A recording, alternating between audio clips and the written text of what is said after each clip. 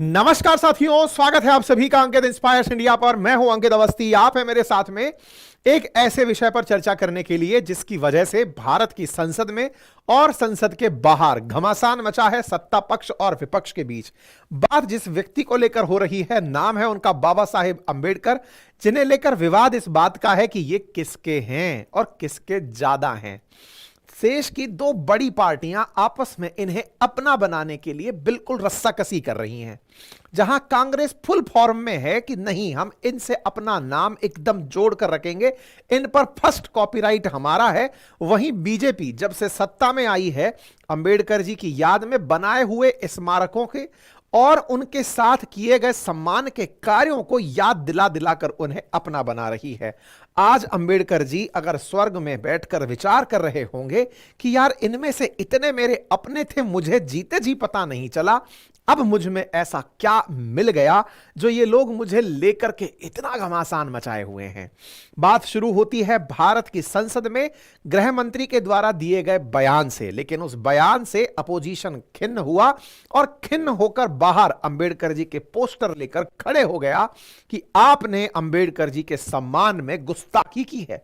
अंबेडकर जी के सम्मान में हुई गुस्ताखी आज ट्विटर पर ट्रेंड कर रही है। कांग्रेस इंसल्ट्स अंबेडकर यदि यह लिखा जा रहा है तो कांग्रेस वालों के द्वारा अमित शाह, या कहिए तो अपोजिशन के द्वारा गृह मंत्री का नाम ट्रेंड करवाया जा रहा है। कुल मिलाकर के भारत के अंदर इतनी बहस छिड़ गई है कि अमित शाह जी ने अंबेडकर जी के बारे में गलत बयानबाजी कर दी। क्या वाकई में गृह मंत्री ने गलत बयानबाजी की है? और अगर ऐसा है तो क्या गृह मंत्री अपने पद से इस्तीफा दे देंगे? आज सारी बातें विस्तार से आपको बताई जाएंगी। आप खुद से सेशन देखकर तय करें कि गृह मंत्री के बयान में क्या गलत था, क्या सही था, और अपोजिशन की मांग कहां तक सही है, अपोजिशन कितना सही डिमांड कर रही है। हेडलाइंस बनती हैं कि अमित शाह जी का अंबेडकर पर बयान, जिसमें वो कहते हुए पाए जा रहे हैं कि आप जो अंबेडकर अंबेडकर कर रहे हैं, इतना नाम भगवान का ले लिए होते तो आज स्वर्ग प्राप्त कर गए होते। यही सारी बातें इस तरह से कही जाएं कि क्या अंबेडकर को भगवान मानते हैं? वो भगवान नहीं है। ये वो वाली लाइन है जो इसके अंदर रीडिंग बिटवीन द लाइंस में दिखाई देती है। खैर, सारी बातों को आपके सामने रखेंगे सिलसिलेवार तरीके से। आपको ये तो ज्ञात है कि भारत की संसद के 3 सत्र होते हैं जो बीएमडब्ल्यू में आते हैं, बजट, मानसून और विंटर में। तो फिलहाल विंटर सेशन चल रहा है और इस विंटर सेशन में वन नेशन वन इलेक्शन पर कल ही के दिन केंद्र सरकार के द्वारा एक बिल पेश किया गया था। उस पर हमने आज सुबह अपनी पाठशाला पर एक सेशन भी किया है। बिल पेश हुआ लेकिन पास नहीं हुआ, जेपीसी को भेज दिया गया। उसके बाद पहले ही कांग्रेस इस बात को लेकर हमलावर थी कि बीजेपी तानाशाही लाने के लिए पूरे देश में एक साथ चुनाव कराना चाहती है। तानाशाही की बात हो तो संविधान के साथ उलझने की बात होगी। इस पर गृह मंत्री जवाब देने राज्यसभा में आए। गृह मंत्री चूंकि लोकसभा से हैं, लेकिन मंत्री होने के नाते राज्यसभा में जवाब देने आ सकते हैं। आप जवाब देने आए तब उन्होंने कहा कि कांग्रेस आरक्षण की 50% सीमा को बढ़ाकर मुसलमानों को आरक्षण देना चाहती है। जब तक बीजेपी का एक भी सदस्य है, धर्म के आधार पर हम आरक्षण नहीं होने देंगे। यह संविधान विरोधी है, क्योंकि हमारे देश में धर्म के आधार पर आरक्षण की बात बाबा साहेब अंबेडकर ने नहीं कही थी। यह बात जब हुई तो इस बात के अंदर एक बार के लिए, यह बिल्कुल वैसे ही है जैसे हाल ही में हमारे गुकेश ने शतरंज विश्व चैंपियनशिप के अंदर चाइना वाले को हराया था, ऐसे ही यहां पर दांव पेच चल रहे थे। इधर अमित शाह जी कांग्रेस को याद दिला रहे थे कि आप लोग जो ये आरक्षण की सीमा को बढ़ाने की बात करते हो, इसके पीछे मंशा आपकी मुसलमानों को रिजर्वेशन दिलाने की है। अंबेडकर साहब ऐसा नहीं कहकर गए थे, कोई बात नहीं। लेकिन गृह मंत्री अपने बयानों में आगे बढ़ते बढ़ते अपोजिशन को याद दिलाने का प्रयास कर रहे थे कि ये जो आप लोग अंबेडकर अंबेडकर करते हैं ना, एक बार के लिए आप इस बयान को सुन ही लें तो ज्यादा बेहतर होगा। मैं ट्राई करता हूं कि आपको यह बयान सुना पाऊं। मान्यवर, अभी एक फैशन हो गया है, अंबेडकर अंबेडकर अंबेडकर अंबेडकर अंबेडकर अंबेडकर। इतना नाम अगर भगवान का लेते हैं तो 7 जन्मों तक स्वर्ग मिल जाता। अच्छी बात है ना? सुनिए तो। यदि ये बयान आपने सुना जिसमें कि अमित शाह जी कह रहे हैं कि ये जो आप लोग अंबेडकर अंबेडकर लगाए रहते हैं, इस बात में जो ये भगवान वाला पॉइंट इन्होंने ऐड किया, बस यहीं से मामला बिगड़ गया। कांग्रेस ने इस लाइन को पकड़ लिया, पकड़ करके कहा कि अभी एक फैशन हो गया अंबेडकर अंबेडकर अंबेडकर, इतना नाम अगर भगवान का लेते तो 7 जन्मों तक स्वर्ग मिल जाता। क्या बात थी। मतलब तो ये वाली बात कह दी आपने कि अंबेडकर जी भगवान नहीं हैं। मतलब ये वो वाली बात है जैसे कि आप किसी भी चीज के लिए किसी शब्द में कि मैंने मार खाई और मैंने मार नहीं खाई, शब्द में आप बात मार की ही कर रहे हो, कौन सी पक्ष पे हो ये आप सामने वाले को समझने का मौका दे देते हो। कांग्रेस कुछ वैसा करने का प्रयास करी कि आपने ये कैसे कह दिया अंबेडकर जी अंबेडकर अंबेडकर अंबेडकर, भगवान का नाम लेते तो स्वर्ग मिल जाता। तो क्या आप ये कहते हो कि अंबेडकर भगवान नहीं है? कुछ इस तरह से बात को कांग्रेस खींचकर ले आई और इस आधी लाइन को ही उठा करके ग्रिल करना शुरू कर दिया। इनकी पूरी पंक्ति क्या थी वो मैं आपको भी सुनाऊंगा, आप भी सुनना, और इसके साथ साथ फिर जो अमित शाह जी ने बाद में प्रेस कॉन्फ्रेंस आकर के फिर से वो बातें दोहराई वो भी सुनना। लेकिन कांग्रेस तो इस बात को पकड़ करके पूरी तरह से उठा दी। उठाने के साथ साथ खड़गे साहब ने कहा कि देख लो बीजेपी वाले किस तरह से अपनी सोच में आरएसएस के साथ रखते हुए खुद को तिरंगे के खिलाफ भी रहा करते थे, अशोक चक्र का विरोध किया करते थे, भारत के संविधान की बजाय मनुस्मृति को लागू करना चाहते थे। इस प्रकार से ये लोग अंबेडकर जी के नहीं हो सकते और आज उनके मन की बात तो जुबा पर आ ही गई। ममता बनर्जी भी बाहर निकल कर आई कि देखो मुंह के सामने से मुखौटा हट गया है। केजरीवाल जी भी बाहर निकल कर आएगी, देख लो अंबेडकर साहब का अपमान नहीं सहेगी आम आदमी पार्टी। लेकिन क्या है ना जी कि केंद्र के अंदर एक सुविधा जो मैंने आपसे पहले भी कही थी, देखो हमारी संसद बहुत अच्छे से चल सकती है, एक ही कंडीशन है, उसका लाइव प्रसारण बंद कर दो। क्योंकि हमारे नेता अब अभिनेता बनने निकल पड़े हैं। नेताओं ने बहुत अच्छे से सीख लिया है कि कैमरे के सामने एक्टिंग कैसे करनी है। सब एक से बढ़कर एक कलाकार हैं और उस कैमरे की एक्टिंग में अगर लाइव प्रसारण हो तो इस बात को ही काट करके इसका कितना बड़ा मामला फैलाया जा सकता है, ये अपोजिशन से सीखो। लेकिन इस बार बीजेपी इसका फायदा उठा रही है। कैसे कि ये वाली लाइन तो पकड़ लिया आप लोगों ने, लेकिन जनता ने उस पूरे लाइव सेशन में उसकी आगे की लाइन भी सुनी है जिसको आधा ही सुनाया गया है। खड़गे साहब अपनी तरफ से बयान देने बाहर आए कि देखो इस बात को लेकर के जनता सड़कों पर उतरेगी, जनता सड़कों पर उतरेगी, बीजेपी को रियलाइज कराएगी कि आपने जो बोला वो गलत है। लेकिन जो उन्होंने बोला वो तो वाकई में सबको सुनना चाहिए कि क्या बोला। लेकिन इस बात को लेकर के संसद के बाहर अपोजिशन पार्टी कांग्रेस की तरफ से लीड करते हुए अंबेडकर साहब का पोस्टर लेकर के खड़े हो गए। चलिए तो अब मैं आप लोगों को ये पूरा बयान सुनाता हूं जिस बयान को लेकर के सारा घमासान हुआ। अब इस पूरे बयान को कंप्लीट सुनिए। करने की नीति मान्यवर, अभी एक फैशन होगा अंबेडकर अंबेडकर अंबेडकर अंबेडकर अंबेडकर अंबेडकर, इतना नाम अगर भगवान का लेते तो 7 जन्मों तक स्वर्ग मिल जाता। अच्छी बात है ना? सुनिए ना, आप सुनिए ना, मैं बताता हूं। हमें तो आनंद है कि अंबेडकर का नाम लेते हैं। अंबेडकर का नाम अभी 100 बार ज्यादा लो, परंतु साथ अर्थ में अंबेडकर जी के प्रति आपका भाव क्या है ये मैं बताता हूं। मान्यवर, अंबेडकर जी को देश की पहली कैबिनेट से इस्तीफा क्यों दे दिया? अंबेडकर जी ने कई बार कहा कि अनुसूचित जातियों और जनजातियों से हुए व्यवहार से मैं असंतुष्ट हूं, सरकार की विदेश नीति से मैं असहमत हूं और आर्टिकल 370 से मैं असहमत हूं। इसलिए वो छोड़ना चाहते थे। उनको आश्वासन दिया गया, आश्वासन पूरा नहीं हुआ। उन्होंने इग्नोरेंस के चलते इस्तीफा दे दिया और एक श्री BC रॉय ने पत्र लिखा कि अंबेडकर और राजा जी जैसे 2 महानुभाव मंत्रिमंडल छोड़ेंगे तो क्या होगा। तो नेहरू जी ने उनको जवाब में लिखा है, राजा जी के जाने से तो थोड़ा बहुत नुकसान होगा, अंबेडकर के जाने से मंत्रिमंडल कमजोर नहीं होता है। मान्यवर, यह विचार जो खड़गे जी कह रहे हैं ना, क्या आपत्ति है? जिसका विरोध करते हो उसका वोट के लिए नाम देना कितना उचित है? क्योंकि अब अंबेडकर जी को मानने वाले पर्याप्त संख्या में आ गए हैं, इसलिए आप अंबेडकर अंबेडकर कर रहे हो। मान्यवर, मुंबई के मेयर ने एक पत्र लिखा था कि मऊ में अंबेडकर जी का स्मारक।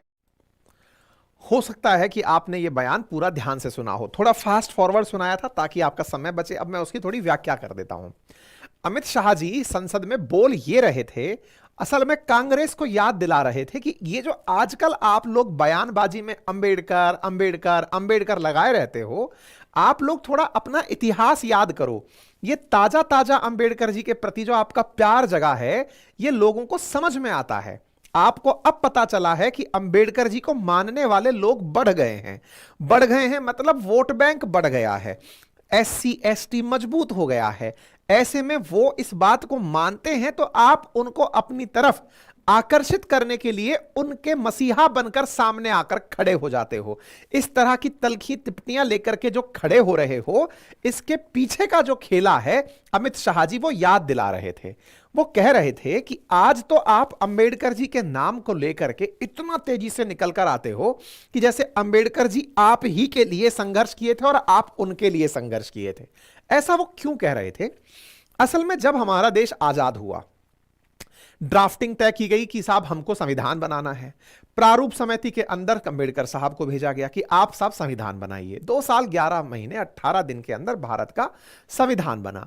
भारत का जब संविधान बना तो उस संविधान में जो आज आरक्षण संबंधी प्रावधान मूल अधिकारों से डिराइव किए गए हैं, वो अंबेडकर साहब जी के द्वारा ही समाज के असमानता को दूर करने के लिए डाले गए प्रावधान थे, जिसके चलते आर्टिकल 15 और 16 से डिराइव करके रिजर्वेशन आया। लेकिन शुरुआत में जब कांग्रेस में नेहरू जी का समय चलता था या नेहरू जी प्रधानमंत्री थे, उस समय अंबेडकर साहब और नेहरू जी के बीच में कुछ बातों को लेकर वैचारिक वैमनस्य था। इसके चलते शुरुआती कैबिनेट में जब स्टार्टिंग में सरकार बनी नेहरू जी की, उस समय कानून मंत्री के पद पर बिठाया गया था अंबेडकर साहब को। लेकिन अंबेडकर साहब ने एक बिल के विरोध में अपने पद से इस्तीफा दे दिया। कहते हैं कि उस समय पर एक और भी मंत्री थे जिनका नाम था राजा जी, उन्होंने भी पद से इस्तीफा दिया। ऐसे में PC रॉय ने अंबेडकर साहब से लिखकर नेहरू जी से पूछा कि सर, 2 लोग आपकी कैबिनेट से इस्तीफा दे रहे हैं, मैसेज अच्छा नहीं जाएगा। इस पर नेहरू जी ने जवाब दिया कि राजा जी के जाने पर बुरा लगेगा, अंबेडकर जी के जाने पर कोई खासा फर्क नहीं पड़ेगा। यह बात याद दिला रहे थे आज अमित शाह संसद को कि देखो, जिस संविधान की आप बात करते हो ना, उस संविधान को बनाने वाले के साथ आपके क्या क्या इज्जत हुआ करती थी। और जब संविधान बनाया गया था, उस संविधान को बनाने वाले और उस समय संविधान सभा में बैठने वाले नेहरू जी, जो उस संविधान सभा के सदस्य थे, वो किस तरह से संविधान की रेस्पेक्ट किया करते थे, ये आप कांग्रेसियों को सही से पता रहे तो बेहतर होगा। ये याद दिलाया जा रहा था कांग्रेस को। इसी संसद के अंदर, इसी सत्र के अंदर ये आप ही लोग थे जो अंबेडकर साहब जब चुनाव में खड़े हुए कांग्रेस से अलग होकर, तो नेहरू जी ने उन्हें हराना अपने ईगो पर ले लिया था। अंबेडकर जी महाराष्ट्र से चुनाव में उतरे तो कांग्रेस ने उनके खिलाफ उम्मीदवार उतारा और नेहरू जी के प्रचार के चलते अंबेडकर साहब चुनाव हार गए। उन्होंने अपनी पार्टी से जो सदस्य उतारे, वो उनमें से 2 ही लोग चुनाव सदस्य जीत पाए। अंबेडकर जी इस बात से बहुत खिन्न हुए। इतना ही नहीं, एक बार के उपचुनाव में भी अंबेडकर जी ने एक सांसद को उतारा, एक सीट के लिए चुनाव में उतरे, कांग्रेस ने उन्हें उस सीट पर भी हरा दिया। तो बोले, आप लोग जो आज अंबेडकर जी के नाम को लेकर संविधान रूपी किताब को लिए घूमते हो कि हम अंबेडकर जी का संविधान मानते हैं, बोले ये केवल उनको बताने के लिए सही है जिन्हें आपका इतिहास नहीं पता है। आप वो लोग हैं जिन्होंने जीते जी अंबेडकर जी को कोई पहचान नहीं दी थी। इवन उनके चले जाने के बावजूद भी जब भारत रत्न की बात आई थी, तो कांग्रेस के जितने भी पूर्व प्रधानमंत्री थे उनको तो भारत रत्न दे दिया गया था। लेकिन ध्यान देने वाली बात यह है कि भारत रत्न अंबेडकर साहब को 1990 में भारतीय जनता पार्टी यानी कि जनसंघ के सहयोग से बनी हुई जो VP सिंह सरकार थी, उसी के माध्यम से अंबेडकर साहब को भारत रत्न दिया जा सका। तो बोले, आप लोग तो कम से कम ये अंबेडकर नाम की माला जपना बंद करो, क्योंकि आप लोग ये माला जपते हो क्योंकि अब पता है कि अंबेडकर को मानने वालों की संख्या बढ़ गई है। आप लोग इसलिए उनके नाम का इतना ढिंडोरा पीटते हो। बीजेपी की तरफ से अमित शाह ये याद दिला रहे थे कांग्रेस को कि ये हम हैं जो सत्ता में आए, उसके बाद उनके जन्म स्थली से लेकर के उनके पढ़ने के स्थान तक, उनके दिल्ली में रुकने के स्थान तक, उनके महापरिनिर्वाण के स्थान तक, सभी स्थानों को स्मारक के रूप में परिवर्तित किया गया। वहीं कांग्रेस वो थी जिसने मेयर के कहने पर कि महू जो मध्य प्रदेश में जहां अंबेडकर साहब का जन्म हुआ था वहां पर स्मारक बनाने की मांग की गई, तो कांग्रेस ने जवाब दिया था कि यह निजी धन से बने तो समझ में आता है, सरकार इसमें पैसा खर्च ना कर सके। लेकिन वहीं उन्हें याद दिलाया जा रहा था कि इस देश में नेहरू जी के कितने स्मारक बने हैं, ये किसके पैसे से बने हैं, जरा ये भी तो कोई याद दिलाए। तो बोले कांग्रेस वालों, जो आज तुम्हारे मन में ये जो अंबेडकर अंबेडकर नाम चल रहा है, ये वोट बैंक की राजनीति के लिए है, तुष्टीकरण की राजनीति के लिए है, वास्तविकता में तुम इसके हितैषी नहीं हो। लेकिन बता तो वो ये रहे थे, शुरुआत की लाइनों में जो वो बोल गए, अंबेडकर अंबेडकर कर रहे हो, इतना भगवान पूज लिए होते तो स्वर्ग मिल जाता। कांग्रेस ने बस उतनी लाइन पकड़ ली और पकड़ करके एकदम फायर करा दी। उस आधी लाइन को पकड़ करके इस तरह का माहौल खड़ा किया गया कि भाई इस लाइन की वजह से यह मैसेज जाए कि अमित शाह अंबेडकर विरोधी हैं। बिल्कुल इस तरह से इस प्रेजेंटेशन को दिया जाए कि भगवान से तुलना की गई और अंबेडकर को नीचा दिखा दिया गया। अच्छा है क्या, जिन लोगों ने अंबेडकर जी की वजह से आरक्षण पाया, जिनकी सामाजिक असमानता दूर हुई, जो आज समाज के अंदर बेहतरी स्थिति में हैं, बढ़िया जीवन जी रहे हैं, उनके लिए अंबेडकर साहब किसी भगवान से कम नहीं हैं। समाज के बहुत से तबके ऐसे हैं जहां अंबेडकर जी को उसी तरह का दर्जा प्राप्त है जैसे ईश्वर का दर्जा हो। सही बात भी है, समाज सुधारकों की समाज में इज्जत ईश्वर तुल्य ही है, जिन्होंने समाज में सबको एक साथ समान रहने का अधिकार दिलाया हो। तो समाज के बहुत से तबके और वर्ग ऐसे हैं जहां उनकी रेस्पेक्ट इस लेवल की है। इसी कारण से कांग्रेस इस लाइन को पकड़ गई कि इतना भगवान का नाम ले लिया होता तो स्वर्ग मिल जाता। तो कहना क्या चाहते हो, वो भगवान नहीं है क्या? तो नहीं है क्या ये शब्द भड़का करके उन लोगों को जो वाकई में उन्हें भगवान तुल्य मानते हैं, भगवान मानते हैं, उन्हें कहा जा रहा है कि देखो तुम्हारे भगवान को भगवान नहीं माना गया, नहीं तो तुम्हें भी स्वर्ग मिल गया होता। तो इस बात की जो राजनीति है ना, उसका इस समय रस संसद में चल रहा है। मैंने फिर से कहा, हमारे नेता अभिनेता बहुत अच्छे हैं, और ऐसे में अभिनय, मैं तो कहता हूं कि ये सारी की सारी संसद की जो व्यवस्था है ना, जब संसदीय सत्र चल ले उसके बाद में रिलीज की जाए कि देखो संसद में देशवासियों ये सब हुआ था, अब तसल्ली से देख लो। पर लाइव टेलीकास्ट हो रहा है तो कोई भी मंचन का निर्णय नहीं, मंचन का जो समय है वो नहीं छोड़ रहा है। हमारे चाहे प्रधानमंत्री हो चाहे अपोजिशन के लोग, बस कैमरा देखते ही सब एकदम एक्टिवेट हो जाते हैं। प्रधानमंत्री की तरफ से भी अपने तमाम प्रकार के बयान आए और उन बयानों में भारत रत्न की बात हो या फिर प्रेस्टीज इशू को लेकर के बात हो, ये सारी बातें कही गई।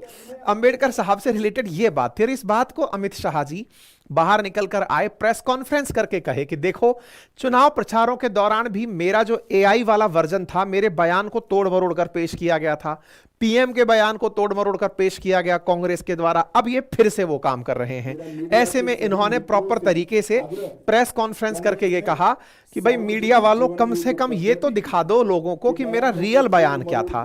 सार्वजनिक जीवन में कांग्रेस तोड़ मरोड़ कर बयानों को दिखाती है, पूरा बयान दिखा दो ताकि पता चल जाए कि क्या है। आप उम्मीद करते हैं कि आपने सारी चीजें देख ली होंगी, तो फिलहाल के लिए ये सारी चीजें रही। कांग्रेस ने इस बार के चुनाव में संविधान की किताब को उठाकर जिस प्रकार से चुनाव प्रचार किया, उसमें एक बड़ा पॉइंट था, और वो बड़ा पॉइंट ये था, राहुल गांधी जी बार बार ये दिखाने का प्रयास कर रहे थे कि इस देश के संसाधनों पर 10% लोगों का सबसे अधिक कब्जा है और 90% लोग 10% संसाधन के साथ जी रहे हैं। इसलिए 10% वर्सेस रेस्ट की लड़ाई होनी चाहिए, और इस रेस्ट की लड़ाई में संविधान ने जिन्हें समानता की बात का अधिकार दिया है उन्हें अधिकार मिले। लेकिन इनका यह दाव ज्यादा चला क्यों नहीं? क्योंकि बीजेपी लोगों को यह समझाने में कामयाब हुई कि हम लोगों को तो सरकार में 10-15 साल ही हुए हैं, मैक्सिमम टाइम तो आपका कालखंड रहा है, आज संविधान दिखाने की जरूरत कहां पड़ गई? अंबेडकर साहब तो देश की आजादी के साथ ही चालू थे, तो ऐसे में उनके अधिकारों को आपने किस प्रकार से किनारा किया या उनके विचारों को किस प्रकार से किनारा किया, वो सब जानते हैं। खैर, थोड़ा सा मैं अंबेडकर जी की आपको ब्रीफ हिस्ट्री बता देता हूं। आप बड़े ही पढ़े लिखे लॉरेट विद्वान थे, मध्य प्रदेश के महू में जन्म इनका हुआ था। आपने शुरुआती पढ़ाई बॉम्बे से की थी, उसके बाद में न्यूयॉर्क में कोलंबिया विश्वविद्यालय और लंदन स्कूल ऑफ इकोनॉमिक्स से आपने पढ़ाई की। आपके सामाजिक और सांस्कृतिक जीवन में जब आप राजनीतिक जीवन में एंट्री लिए तो महाड़ सत्याग्रह का नेतृत्व किया, तीनों राउंड टेबल कॉन्फ्रेंसेस में पार्टिसिपेट किया, महात्मा गांधी जी के साथ पुनः पैक्ट एग्रीमेंट किया जिसके तहत दलितों के लिए अलग निर्वाचक मंडल के विचार को त्यागा गया। 1936 में दलित वर्गों के हितों के लिए इंडिपेंडेंट लेबर पार्टी का गठन हुआ और 42 में भारत के गवर्नर जनरल की कार्यपालिका परिषद में श्रम सदस्य के रूप में नियुक्त हुए और 1946 में बंगाल की तरफ से संविधान सभा के अंदर चुने गए और वहां प्रारूप समिति में शामिल होकर के भारत के पहले कानून मंत्री बने और उन्होंने 1951 में हिंदू कोड बिल पर अपने मतभेदों को लेकर इस्तीफा दे दिया। इस बात को लेकर के एक ट्वीट इस समय और तैर रहा है और वो है सैम पित्रोदा का, जिसमें वो 2024 के जनवरी में एक ट्वीट किए और उस ट्वीट में नेहरू जी को उन्होंने असली संविधान निर्माता बताया, यह कहते हुए कि जो प्रियम्बल था वो असल मायने में नेहरू जी की नेहरू रिपोर्ट से प्रेरित था। तो प्रियम्बल की वजह से संविधान बना था, तो संविधान के लिए क्रेडिट अंबेडकर जी को क्यों देना, क्रेडिट तो असल में नेहरू जी को दिया जाना चाहिए। हालांकि बाद में उन्होंने इस ट्वीट को डिलीट कर दिया और ऐसे में यह न्यूज, हालांकि बड़ी न्यूज उस समय बन गई थी कि किस तरह कांग्रेस अंबेडकर साहब को लेकर सोचती है। वो संविधान का निर्णय यानी संविधान बनाने का भी जो श्रेय है वो नेहरू जी को देना चाहती है। ऐसी तस्वीरें सोशल मीडिया पर तैरने लगी जहां राहुल गांधी जी और अंबेडकर जी की तस्वीरों के बीच में इंपार्शियलिटी को दर्शाया गया। राहुल गांधी जी के द्वारा एक और वीडियो बाहर निकलकर आया जिसमें वो शिवाजी के ऊपर माल्यार्पण कर रहे हैं और ऐसे में ही वो अंबेडकर साहब की तस्वीर पर माला ना चढ़ाकर नीचे रखते हैं और बगल की मूर्ति पर वो ऊपर की तरफ विवेकानंद जी के ऊपर पूरी माला चढ़ाते हैं। तो ऐसे भी कुछ वीडियोस तैरने लगे। अब ये सोशल मीडिया की वीडियोस हैं, इनकी सत्यता तो नहीं पता, लेकिन इस समय भर भर के ये वीडियोस तैर रहे हैं। एक और न्यूज निकल कर आई कि कांग्रेस ने बीजेपी ने जब नेहरू जी की यहां से एमपी के अंदर असेंबली से तस्वीर हटाकर नेहरू अंबेडकर जी की लगाई तो उसका भी कांग्रेस ने विरोध किया था। यह भी बात तैरने लगी कि अंबेडकर जी को भारत रत्न 1990 में मिला, जबकि कांग्रेस के तीनों प्रधानमंत्री चाहे जवाहरलाल नेहरू हो, इंदिरा गांधी हो या राजीव गांधी हो, इन तीनों को भारत रत्न कांग्रेस ने दिया। अंबेडकर जी का सम्मान जिस तरह से वर्तमान सरकार ने किया उसकी तस्वीरें तैरने लगी। प्रधानमंत्री जी किस तरह से अंबेडकर जी को रेस्पेक्ट देते हैं, ये सब बातें तैरने लगी। तो बोले संविधान की बात करने वाले क्या वाकई में अंबेडकर जी की बात करते हैं या फिर ये केवल चुनाव वोट बैंक के लिए है। ऐसे में ये सारी की सारी बातें आज के समय में काफी ज्यादा डिबेट के अंदर चल रही हैं। बात रही इसकी कि एक कानून ना बनवा पाने पर संविधान निर्माता ने पीएम नेहरू की कैबिनेट छोड़ दी थी। हिंदू कोड बिल पर उन्होंने नेहरू के साथ अपने विचार ना मेल खाने पर उनकी कैबिनेट छोड़ने का निर्णय ले लिया था, जिसकी वजह से कहा जाता है कि नेहरू जी ने कहा कि उनका छोड़ना कोई खास फर्क नहीं डालेगा। वहीं दूसरी ओर 370 के विषय पर भी वो नेहरू जी के साथ नहीं थे और कई विषयों पर अंबेडकर साहब विदेशी संबंधों में भी नेहरू जी के साथ एकजुटता नहीं दिखाते थे, उनके विचारों से सहमति नहीं दिखाते थे। ऐसी बहुत सी चीजें और वक्तव्य जो हैं वो इस समय मार्केट के अंदर और किताबों के अंदर उपलब्ध दिखाई देते हैं।